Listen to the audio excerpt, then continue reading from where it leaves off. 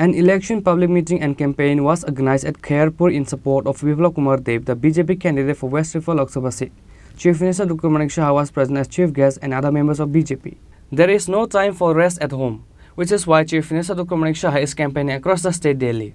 An election public meeting and campaign was organized by Khairpur Mandal at Khairpur in support of Biplab Kumar Deb, the BJP candidate for West Rifle Lok Sabha seat. Chief Minister Dr. Manik Shah was present as chief guest and other members of BJP were present.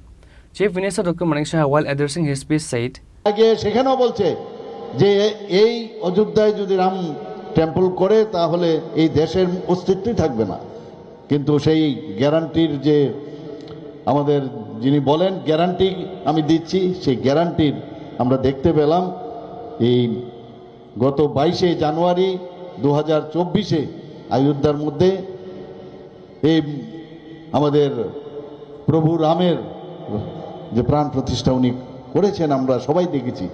এতে করে দেশের মধ্যে আমরা কথায় কথায় আমরা বলতাম যে আরে রামরাজত্ব নাই, রামরাজত্ব নাই, অর্থাৎ কি আমরা তো দেখিনি এই রামরাজত্বের সময়ে সেখানে আইনের শাসন ছিল।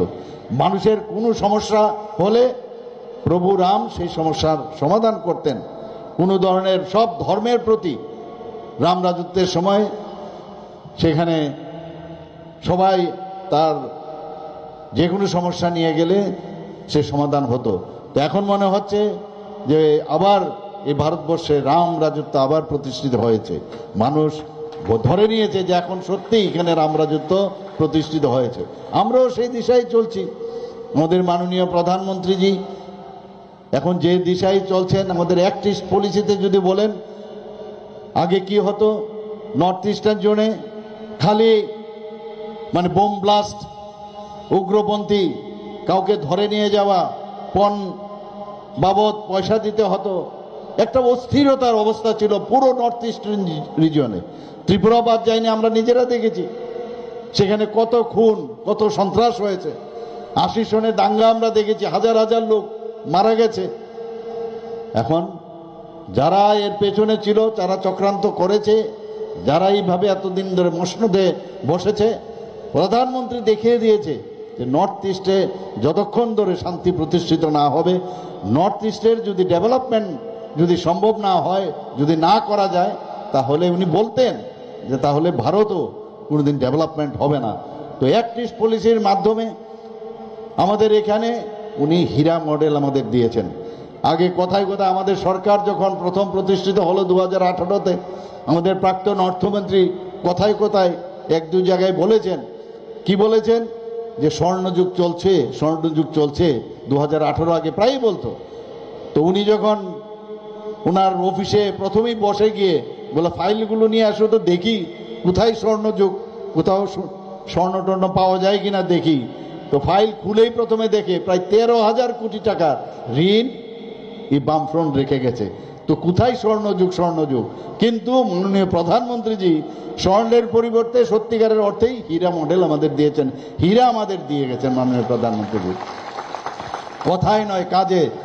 এখানে মা বোনেরা সবাই আছেন, আমরা আজকে ট্রেনে করে যাই, ট্রেনে করে আসি, ন্যাশনাল হাইওয়ে গাড়ি যখন আসি, ভাবা যায় কোনোদিন ত্রিপুরাতে ন্যাশনাল হাইওয়ে 6টা ন্যাশনাল হাইওয়ে দিয়েছে, আরও 4টা ন্যাশনাল হাইওয়ে, তারও অর্থ অলরেডি ইন প্রিন্সিপল সেটাকে মেনে নিয়েছেন। শুধু তাই না, আমাদের এখানে যে ইন্টারনেট, থার্ড স্ট্রংগেস্ট ইন্টারনেট আমাদের এই ত্রিপুরাতে, ভারতবর্ষের মধ্যে। আমাদের এখানে ট্রেন এখান থেকে যাচ্ছে, এতগুলো ট্রেন, 17টা থেকে 18টা এক্সপ্রেস ট্রেন যাচ্ছে ত্রিপুরার থেকে। এখানে রাজধানী এক্সপ্রেস যাচ্ছে। আমাদের বিভিন্ন ট্রেন এখন সারা ভারতবর্ষের বিভিন্ন জায়গায়, কাঞ্চনজঙ্ঘা যাচ্ছে। সেই 20টা ডোমের মধ্যে আমি সেদিন বসেছিলাম, 20টা ডোম, সেখানে আমি ফটো তুলে আমি আমার কিছু লোক বাইরে থাকে তাদের কাছে আমি পাঠিয়েছিলাম। 20টা ডোমের ফটো দেখে বলছেন আপনি কি বিদেশে আছেন? আমি বললাম আরে না না, আমি আগরতলা থেকে ধর্মনগর যাচ্ছি। সবাই বলে আরে কি বলছেন আপনি?